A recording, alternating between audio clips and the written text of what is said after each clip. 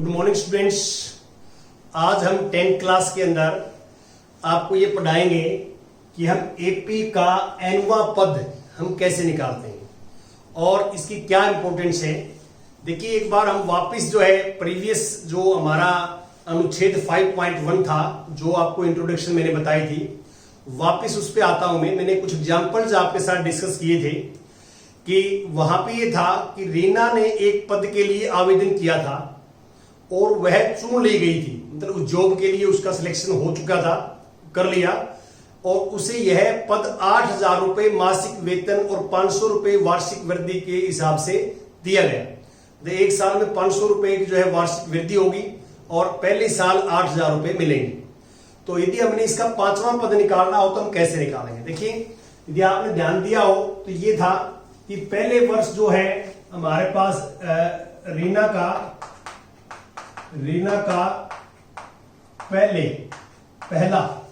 पहले वर्ष का वेतन वो आ जाएगा 8,000 रुपए। 8,000 रुपए। फिर दूसरे वर्ष का वेतन जो है हम निकालें। दूसरे वर्ष का वेतन, तो इसमें क्या किया कि 8,000 में 500 रुपए जोड़ दिए। फिर ऐसे हम तीसरे वर्ष का निकालेंगे। तीसरे वर्ष का वेतन, तो इसमें 8,000 में 1,000 रुपए और जोड़ देंगे। 500 रुपए फिर जुड़ जाएंगे। 500 रुपए फिर जुड़ जाएंगे। तो ऐसे हम करते रहेंगे। चौथे वर्ष का निकाल लेंगे। चौथे वर्ष का वेतन, तो चौथे वर्ष का वेतन 8,000 थे, 500 रुपए और मिल जाएंगे, इसमें 1,500 हो जाएंगे। और ऐसे फिर हमने क्या है कि 5वें वर्ष का वेतन निकालना है। क्या निकालना है? 5वें वर्ष का वेतन। 5वें वर्ष का वेतन, तो इसके अंदर 8,000 जमा में 500 रुपए और मिल जाएंगे 2,000। तो इसका अर्थ क्या है कि पहले वर्ष का वेतन 8,000 रुपए था, दूसरे वर्ष का जो वेतन जो है 8,500, फिर 9,000 हो गया। इसमें जोड़ेंगे तो 9,500, इसमें जोड़ेंगे 10,000। तो ऐसे चलता रहेगा। यदि हम अब जो है आगे निकालें, मैं कहता हूं कि 25वां वर्ष जो होगा तो उस टाइम रीना का कितना वेतन होगा, या 15वें वर्ष रीना का कितना वेतन होगा। यदि हम ऐसे निकालें तो फिर हम क्या है 25वें वर्ष के लिए हमें 6ठे वर्ष का निकालना पड़ेगा, फिर 7वें वर्ष का निकालना पड़ेगा, फिर 8वें वर्ष का निकालना पड़ेगा। तो ये एक लेंथी प्रोसेस हो जाता है। फिर लेंथी प्रोसेस हो जाता है, टाइम कंज्यूमिंग हो जाता है, टाइम भी ज्यादा लगता है और लेंथी हो जाता है। तो अब जो है क्या हम कोई ऐसा शॉर्टकट मेथड नहीं ढूंढ सकते, फाइंड आउट कर सकते कि हम डायरेक्ट 25वें वर्ष का निकाल लें। तो इसके ऊपर हम फोकस कर रहे हैं आज कि हम कैसे निकालेंगे। देखिए, जो मैंने कुछ वेतन लिखे हैं इनको मैं कोशिश करता हूं लिखने की। यहां देखो ध्यान से, इसको मैं ऐसे लिख सकता हूं, ध्यान दीजिए, इसको मैं ऐसे लिख सकता हूं कि 8,000 प्लस ये दूसरे वर्ष का है। क्या है? दूसरे वर्ष का, तो 1 गुणा में 500।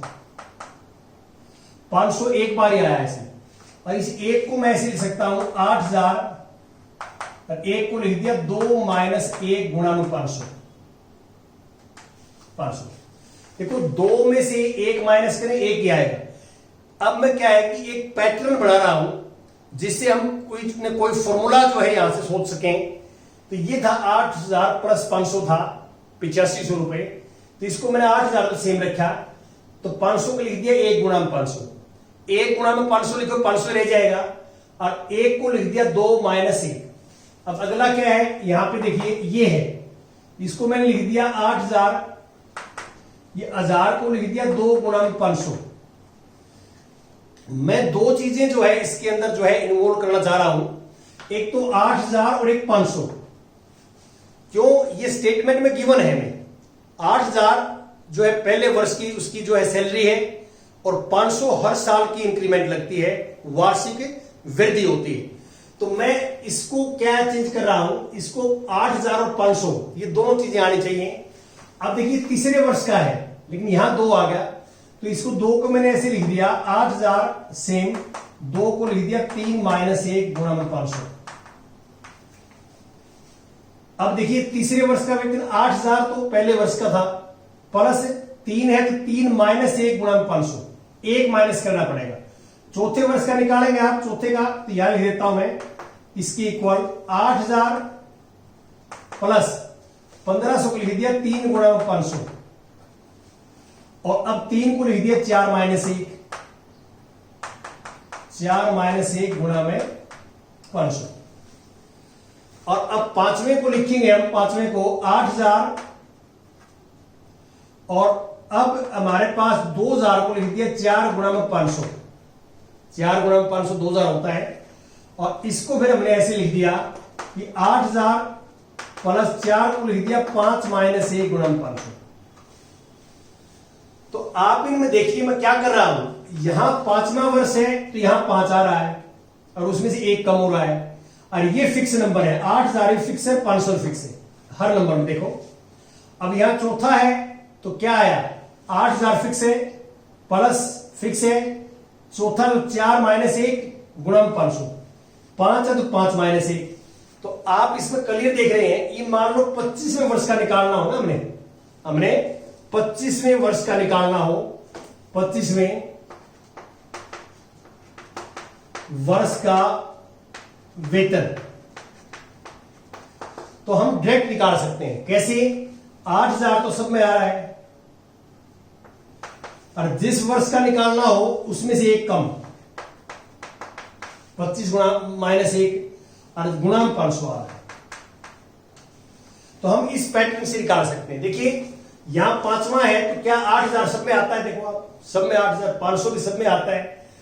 यहां पांचवा है तो 5 माइनस 1 आता है, और यहां चौथा तो 4 माइनस 1 आता है। 8000 और 500 सब में आता है, तो 25वें में क्या आएगा, 8000 और 500 तो आएगा, और यहां आएगा गुणा में 25 माइनस 1। 15वें वर्ष का निकालना हो तो यहां 15 आ जाएगा, तो 25 की जगह 15 आ जाएगा, और कहीं चेंज नहीं होना चाहिए।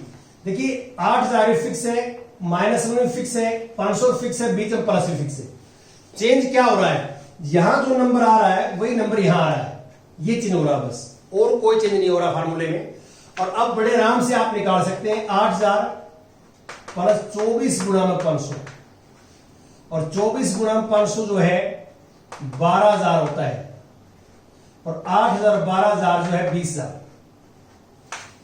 25वें वर्ष में रीना का वेतन जो है 20000 रुपए पर मंथ होगा। ये तो ये मैंने आपको प्रोसीजर इसलिए बताया है कि यदि हम स्टेप बाय स्टेप ऐसे करते हैं तो ये एक लॉन्ग प्रोसेस और टाइम कंज्यूमिंग है, तो इसलिए मैंने इसी फॉर्मेट को एक पैटर्न में कन्वर्ट किया, और पैटर्न में कन्वर्ट करके जो है, और हमने 25वें वर्ष का डायरेक्ट निकाल लिया।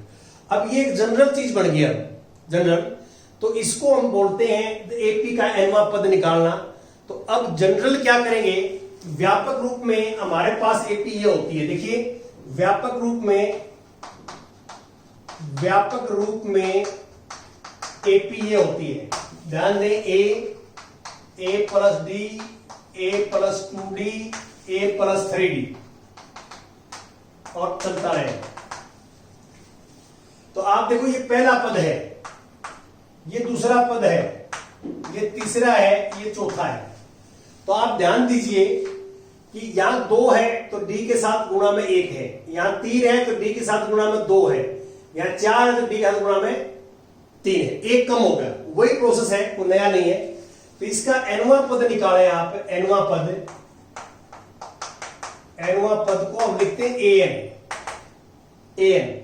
तो ये हमारे पास जो है ये व्यापक रूप में पद कहलाता है, इससे हम कोई भी और पद निकाल सकते हैं। एनवा फार्मूला इसके साथ चलोगे तो A plus N minus 1 into D. ये कहां से आया, यहां से आइडिया आया कि जैसे मैं दोबारा एक बार इसको भी आपको एक्सप्लेन करूं। जैसे यहां फर्स्ट है हमारे पास A1 है, ए, तो ए को मैं ऐसे लिख सकता हूं, ए प्लस जो है 1 माइनस 1d, 1 माइनस 1 0 होता है। A2 है a प्लस डी, देखो वहां a प्लस डी है, इसको मैं लिख सकता हूं a plus 2 minus 1 into D. फिर A3 a plus 2d, a plus 3 minus 1 into D. A4 A plus 3D A plus 4 minus 1 into D. तो आप देख सकते हैं कि A प्लस 3D है, चौथा पद वहां देखो आप, तो इसको क्या लिख सकता हूं, A plus 4 minus 1 into D. 3 को लिख दिया 4 माइनस 1, 2 को लिख दिया 3 माइनस 1, 1 को लिख दिया 2 माइनस 1। तो ये क्यों लिखा मैंने, क्योंकि इसमें मैं फिक्स कर रहा हूं, ये जो 4 है इसको मैं एडजस्ट करना चाहता हूं, 4 का 4 सेम आ जाए। तो A भी सेम रहता है, -1 भी सेम रहता है, D भी सेम रहता है, सब में देख लो आप, सब में A भी है, D भी है और -1 भी है। क्या बदल रहा है, यहां 1 है तो यहां पहला नंबर 1 आता है, यहां 2 है तो पहला नंबर 2 आता है, यहां 3 है तो पहला नंबर 3 आता है, यहां 4 है तो पहला नंबर क्या आता है, 4। तो ये नंबर चेंज हो रहे हैं, बाकी कहीं चेंज नहीं हो रहा। तो यहां n होगा तो यहां n-1 आएगा, एक कम हो जाएगा। आप उसके इस फॉर्मूला में देख लें, तो ये एक nवां पद है जो आपने फॉर्मूला याद करना है। अब ये इसको हम जो है व्यापक पद क्यों बोलते हैं, जनरल जो है टर्म क्यों बोलते हैं, इससे हम कोई भी पद निकाल सकते हैं। n की वैल्यू आप 20 पुट करोगे, 20 n की वैल्यू 20, तो ये 20th पद हो जाएगा, 20वां पद हो जाएगा। n की वैल्यू 25 पुट करोगे, 25, तो 25वां पद हो जाएगा। n की वैल्यू 1 लिखोगे तो 1 हो जाएगा। तो n यहां नेचुरल नंबर है, n जो है यहां पे प्राकृत संख्या है, प्राकृत संख्या है, ये ध्यान रखना। n की वैल्यू 1 2 3 4 5 ये चलेंगे, ना तो फ्रैक्शन में हो सकती है n की वैल्यू, और ना माइनस की हो सकती, ना जीरो हो सकती, ये ध्यान रखना। पदों की संख्या है, और पदों की संख्या 1 2 3 4 5 हो सकती है, माइनस की भी नहीं हो सकती, जीरो भी नहीं हो सकती, और बिनों में भी नहीं हो सकती, ये ध्यान रखना। n की वैल्यू ये होगी, और इससे हम कोई भी पद निकाल सकते हैं। n का मान इसमें 1 रखोगे तो पहला पद आ जाएगा, n का 2 रखो दूसरा पद आ जाएगा, n को 3 रखो तीसरा पद आ जाएगा। हम कोई भी पद इससे निकाल सकते हैं। अब जैसे उदाहरण नंबर 3 देखिए, एग्जाम्पल नंबर 3, थर्ड एग्जाम्पल। तो इसमें क्या है, एपी हमारे पास ये है, एक एपी है, एपी तो 2 7 12 डैश डैश डैश, और हमें 10वां पद निकालना है। हमें ये निकालना है कि A10 क्या होगा, ये निकालना 10वां पद क्या होगा इसका। देखिए इस फार्मूले में हमें क्या जरूरत पड़ती है, सबसे पहले A क्या होता है, पहला पद। D क्या होता है, सारव अंतर D, और n कौन सा पद निकालना है, 10वां, n तो दे ही रखा है 10, तो हमें A और D चाहिए। तो A पहला पद यहां 2 है, देखो A 2, और D है सेकंड पद में से तो माइनस करेंगे, सेकंड टर्म में से पहली माइनस, तब 5। पद को इंग्लिश में टर्म बोलते हैं, टर्म। तो मैं बार बार टर्म बोल रहा हूं तो पद बोल रहा हूं, ये मान के चले आप। और A10 देखो, n इसमें फार्मूले में लिखोगे, या n को 10 लिखोगे तो 10 माइनस 1, 10 माइनस 1 कितना हो जाएगा, 9। तो ये हो जाएगा A प्लस 9D, और A की वैल्यू कितनी है, 2, ये 2 A की वैल्यू, और 9 इंटू D की वैल्यू है 5, तो 2 प्लस पहले मल्टीप्लाई होगी 47 आ जाएगा। 10वां पद जो है ऐसे इसको आगे लिखते जाएं तो 10वां पद 47 आ जाएगा। फॉर्मूले के हिसाब से चलना, आपने ध्यान रखना है।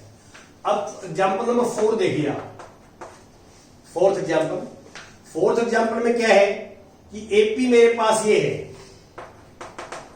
एपी की 21 18 15 एपी है। तो इसका पहला पद हमारे पास 21 है, और डी सारा अंतर है, कॉमन डिफरेंस जिसको कहते हैं 18 माइनस 21 माइनस 3 आ जाएगा। ए और डी तो आपने निकाल लिया सीधा ही। अब निकालना क्या है, ये कहता है कि इसको ऐसे लिखते जाएं, हम इस आगे एपी को लिखते जाएं तो -81 कौन सा पद होगा। देखो 15 कौन सा पद है, 15 इसमें कौन सा पद है, आप बता दो कि 1 2 3 तीसरा है, 18 कौन सा पद है, दूसरा है, 21 कौन सा है, पहला है। ऐसे ही कहता है कि इसको आगे लिखते जाएं तो -81 आएगा तो कौन सा पद होगा, वो 20वां होगा, 15वां होगा, 18वां होगा, कौन सा पद होगा, ये निकालना है। इसी तरह लिखते जाएं तो -81 कौन सा पद होगा। तो अब आपने क्या करना है, हम ये मान लेते हैं, मान लो -81 nवां पद होगा।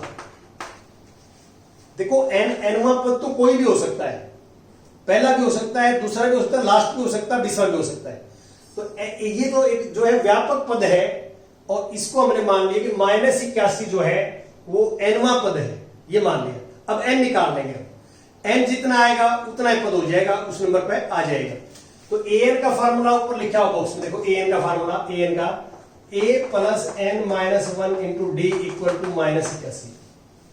a की वैल्यू पुट करेंगे 21, ये 21, और n माइनस 1 इंटू डी की वैल्यू पुट करेंगे -3 और -81, और गुणा करेंगे तो 81 को साइड में ले जाओ, ये आ जाएगा -n माइनस 1 इंटू -3 -81 -21। अब n माइनस 1 इंटू -3 इसको जोड़ोगे तो हमारे पास आ जाए 102, और माइनस का आएगा, माइनस माइनस माइनस ही रहेगा।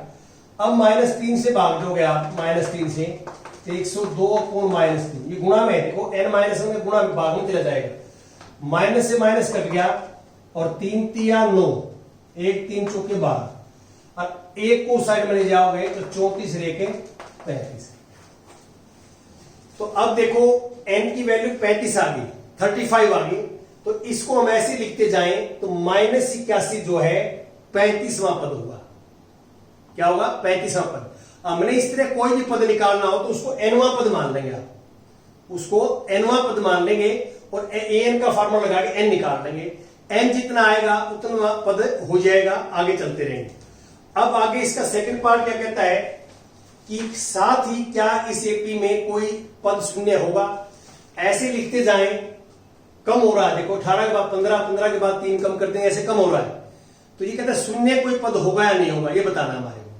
तो हम जो है सेकंड पार्ट में इसमें ये करेंगे, सेकंड पार्ट में कि मान लो अब nवां पद शून्य मान लिया, कि शून्य होगा या नहीं होगा बताना है, तो nवां पद मान लो कि nवां पद शून्य है, तो an का फार्मूला ऊपर लिखा हुआ है a plus n minus 1 into d equal to 0।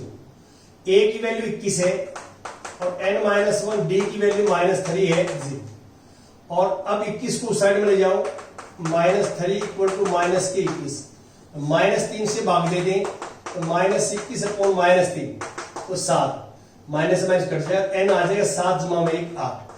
देखो n की वैल्यू इनमें से आ जाए, प्राकृत संख्या आ जाए n की वैल्यू, तो 0 होगा, इसके अंदर 0 होगा। कौन सा पद होगा 0? 8वां पद। 8वां पद, इसको ऐसे लिखते जाएं तो 8वें नंबर पर जो पद आएगा उसका जो मान आएगा, उसका जो वैल्यू आएगी वो 0 आएगी। लेकिन ये आपने ध्यान रखना इस बात का कि यदि n इसमें से नहीं आता, माइनस का आ जाए या बिनो में आ जाए या 0 आ जाए, इनमें से ना आए, तो हम कहेंगे कि इसमें 0 पद नहीं आएगा। यदि n फ्रैक्शन में आ जाए तो हम कहेंगे कि ये मान तो लिया हमने, मान तो मैथमेटिक्स में हम कुछ भी सकते हैं, लेकिन जो रिजल्ट सही आए तो हमने सही सपोज किया है, और रिजल्ट गलत आए तो हमने ऊपर गलत मान लिया। तो n की वैल्यू प्राकृत संख्या आ जाएगी तो हमने सही मानना है कि 0 इस एपी में होगा, और 0 प्राकृत संख्या नहीं आती तो हम ये कहते हैं कि 0 इस एपी में नहीं है। इस तरह के सवाल भी आगे आएंगे, ये मैं इसलिए बता रहा हूं आपको। अब लास्ट क्या है कि एग्जाम्पल नंबर 5 देखिए आप, 5वां कैसे करेंगे आप। एग्जाम्पल नंबर 5 कि एपी निर्धारित कीजिए, मतलब हमने एपी निकालनी है, एपी बनानी है, एपी निर्धारित कीजिए। तीसरा पद 5 है, देखिए तीसरा पद 5 है और 7वां पद 9 है। तो देखिए एपी क्या होती है, एपी ये होती है, एपी ए प्लस डी, ए प्लस 2 डी, ए प्लस 3 डी, ये एपी होती है। तो ये एपी निकालने के लिए मुझे ए और डी चाहिए, ए और डी। तो यहां पे हम क्या करेंगे, हम जो है मान लो पहला पद तो ये मान लेते हैं, इसी क्वेश्चन का मैं यहां लिख रहा हूं कि यहां चलो यहां लिखता हूं, मान लो पहला पद ए और सारव अंतर डी। मान लो एपी का पहला पद ए मान लिया, सारव अंतर डी मान लिया। तो A3 का फार्मूला क्या होगा, इसे n को जगह 3 लिखेंगे यहां, 3 माइनस 1 कितना हो जाएगा 2, तो a plus 2d 5। A7, n को 7 लिखोगे यहां, 7 माइनस 1 6, तो A7 का फार्मूला बनेगा a प्लस 6d, ये आ जाएगा हमारे पास 9। अब ये ए और डी में दो समीकरण है, रेखिक युग्म अभिगृहित है, जो आपको पीछे मैंने चैप्टर में समझाया है, रेखिक युग्म अभिगृहित। इसको आप किसी भी मेथड से हल कर लें। अब इसके अंदर ये इक्वेशन नंबर 1 है, ये इक्वेशन नंबर 2 है, तो आप इसको इक्वेशन नंबर जो है सीधा ही माइनस कर देंगे कि 1 को जो है 2 में से 1 माइनस करने पर, 2 में से 1, तो इसमें से ये माइनस करेंगे 0, इसमें से ये माइनस करेंगे 4 डी, और 9 में से 5 गया 4, तो डी यहां कितना आ जाएगा 1। ये एलिमिनेशन मेथड है, जो विलोपन विधि, विलोपन विधि बता रहा हूं आपको। ये डी का मान समीकरण 1 में रखने पर पुट इन नंबर 1, समीकरण 1 में रखोगे डी का मान, ये आ जाएगा हमारे पास a + 2 = 5 और a आ जाएगा 3। ये हमारे पास a आ गया, ये मेरे पास d आ गया। अब एपी ये होगी, एपी निकालनी है अपने, एपी ये होती है a + d, a + 2d और डेट। अब आपने a और d का मान इसमें लिखना है, तो एपी क्या बन जाएगा, a को 3, d को 1, 3 + 1 4, यहां पुट करेंगे तो 5 एंड सो, ये एपी बन जाएगी। तो कभी भी आपने एपी निकालनी हो तो एपी ये होती है, व्यापक रूप में एपी ये होती है। और एपी के लिए मुझे क्या चाहिए, पहला पद और डी चाहिए, और पहला पद और डी दो चीजें हैं, तो उसके लिए दो कंडीशन दी होंगे आपको, और वो दोनों कंडीशंस आपने इसके अंदर निकालनी है। और यहां तक आप आगे ट्राई करेंगे questions. Thank you very much.